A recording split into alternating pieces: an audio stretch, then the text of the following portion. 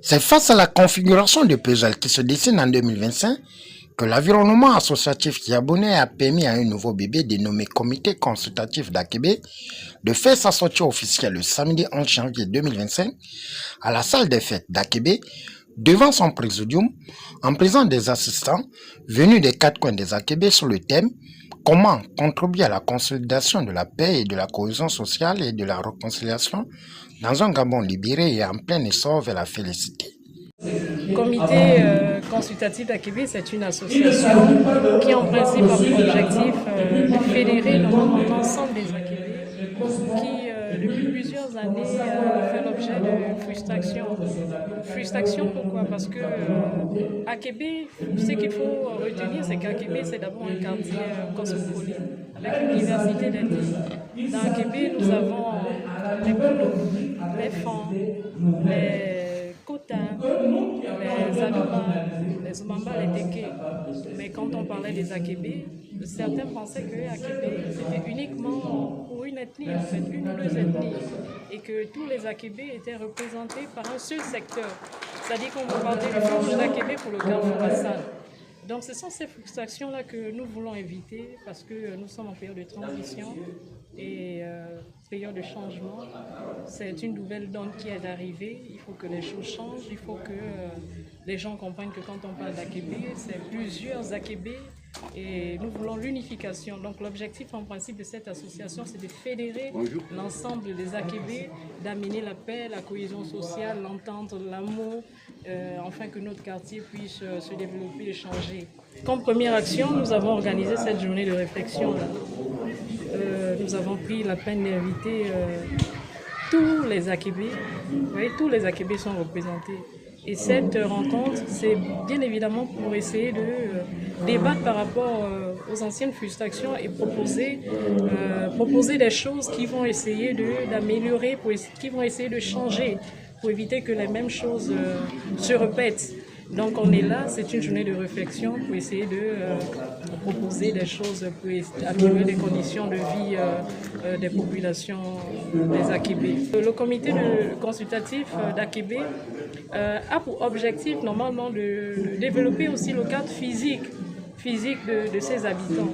C'est un mouvement de réflexion qui regroupe, je peux nous appeler experts en fait, un ensemble d'experts qui travaillent, qui est là pour travailler normalement pour émettre des idées et pour servir de relais d'information auprès des autorités, afin que nos problèmes, tout ce que nous avons comme soucis, tels que l'insécurité, tels que le chômage des jeunes, tels que les problèmes d'insalubrité puissent être résolus dans les plus brefs délais.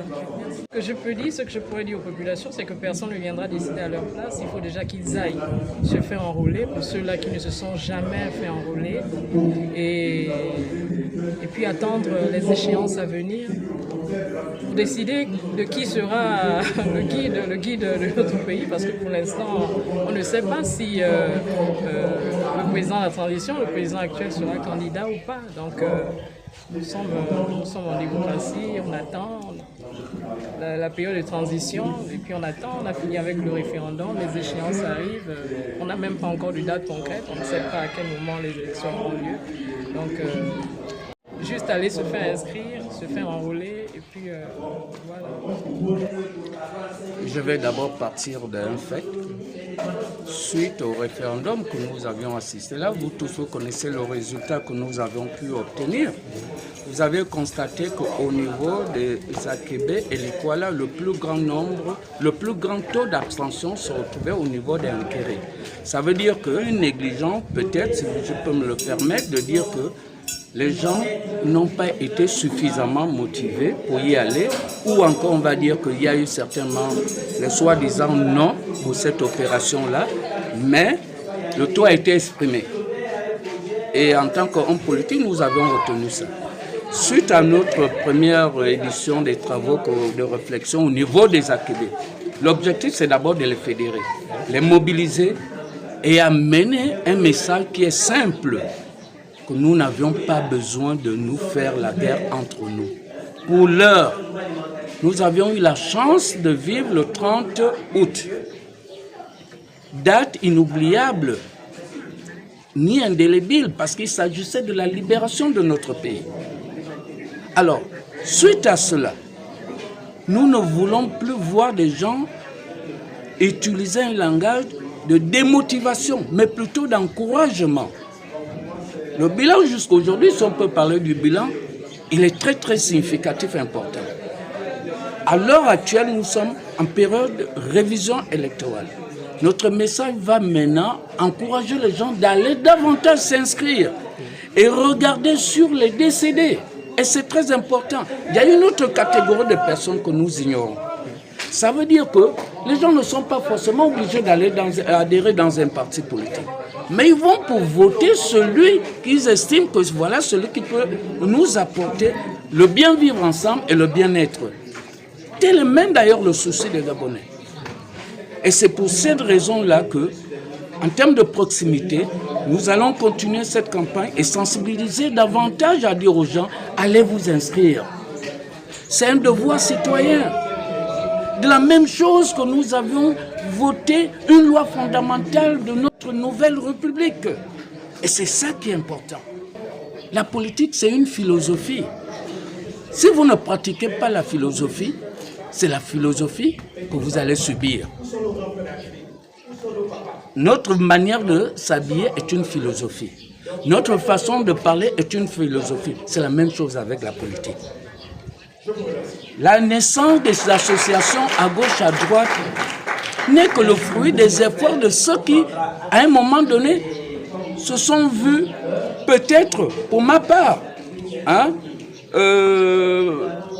ils ont observé peut-être un manque d'attention ou de considération, ou encore, à la limite, j'appellerais ça une plateforme d'expression.